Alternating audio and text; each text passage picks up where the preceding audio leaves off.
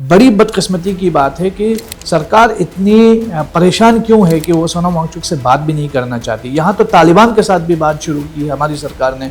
एक वीडियो देख रहा था मैं सोनम वांगचुक का, जिसमें वो जिक्र कर रहे थे आपके खिलाफ ये चार्जेस हो सकते हैं और आपको गिरफ्तार किया जा सकता है। सोनम वांगचुक साहब को ये अंदाज़ा था कि शायद मेरे खिलाफ कार्रवाई होगी। आपकी नज़र में इस मिस एडवेंचर का फर्स्ट रिस्पॉन्सिबल कौन? फर्स्ट रिस्पॉन्सिबल यूटी एडमिनिस्ट्रेशन है। एलजी की तरफ से कितनी गलती आपको इसमें लगती है? सेंट्रल गवर्नमेंट की तरफ से कितनी चूक आपको लगती है? सेंटर की तरफ से डिले किया गया बातचीत में। एलजी साहब का जहां तक ताल्लुक है, लैक ऑफ एक्सपीरियंस की एक नैरेटिव गढ़ने की कोशिश की गई है कुछ लोगों के द्वारा जी कि वो देश के लिए खतरा हो सकता है। एजुकेशन के मैदान में देश के बड़े बड़े इंस्टीट्यूशंस में जाके सुझाव देता है, अपना कंट्रीब्यूशन प्रेजेंट करता है, वो आदमी कैसे देश के लिए खतरा हो सकता है? दिल्ली की मीडिया ने जो सोनम वांगचुक के बारे में लिखा, बोला, बताया, उसको लद्दाखी के तौर पर आप कैसे देखते हैं? इससे पूरे लद्दाख के अवाम को, उनको लेबलिंग करने की कोशिश की गई। जब 4 लोगों की जान चली गई, उसमें से एक नाम सेवांग थारचन का भी था। आपकी इनकी फैमिली से मुलाकात हुई? उनके फैमिलीज की तरफ से कहा गया कि हमारे बच्चों को लेटा के गोली मार दी गई, किसी के चेस्ट पे, किसी के सर पे।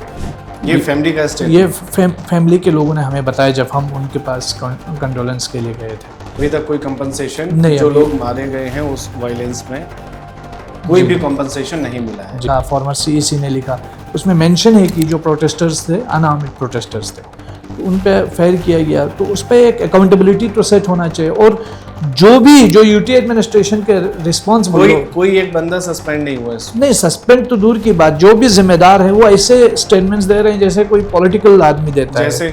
जैसे ये पीआईओ के आदमी पकड़े हैं, पाकिस्तान से लिंक हैं। वो लद्दाख को राज्य बनाकर खुद को as a CM face present करना चाहती हैं। सोनम वांगचुक को भी एमपी बनने का कई बार ऑफर मिला है। लद्दाख एक इकलौती जगह है जहाँ पर आरएसएस अपने नाम से काम नहीं करती, फंदे सोक्सपा के नाम से वहाँ पर काम करती है। बावजूद इसके इतना एक गैप कैसे बन गया कि वहाँ पर वायलेंस की या आंदोलन की गुंजाइश पैदा हो रही है बार बार?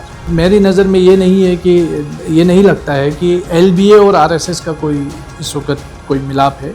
क्या इस नाराजगी के चलते डेवलपमेंट रोक देना चाहिए? डेवलपमेंट को रिजेक्ट तो नहीं किया जा सकता। आपने देखा उत्तराखंड के हालात देखे, केदारनाथ वगैरह में, जोशीमठ आपने देख लिया, हिमाचल के अंदर, पंजाब के अंदर। लद्दाख में अगर इस तरह का सिलसिला शुरू हुआ तो लद्दाख इन तमाम इलाकों से ज़्यादा तबाह हो सकता है। यूटी बनने के बाद ये बात सही है कि फंड बहुत सारा मिला है, एक भी गेजेटेड पोस्ट की जॉब पिछले 6 साल में नहीं दी गई है। ना उम्मीद तो नहीं, नाकाम ही तो है, लंबी है गम की शाम मगर शाम ही तो है।